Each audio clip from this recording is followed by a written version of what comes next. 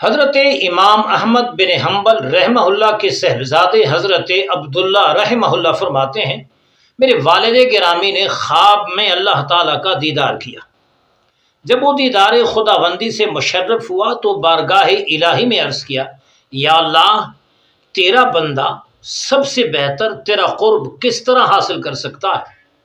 اللہ پاک نے جواب میں فرمایا، بے کلامی میرا بندہ میرا قرب میرے کلام کے ذریعے سب سے بہتر طریقے سے حاصل کر سکتا ہے۔ میں نے عرض کیا، یا اللہ، بفہمن او بغیر فہمن، تیرا بندہ تیرا قرآن سمجھ کے پڑھے تو تیرا قرب بہتر حاصل کر سکتا ہے، یا سمجھے بغیر پڑھے تو تیرا قرب حاصل کر سکتا ہے؟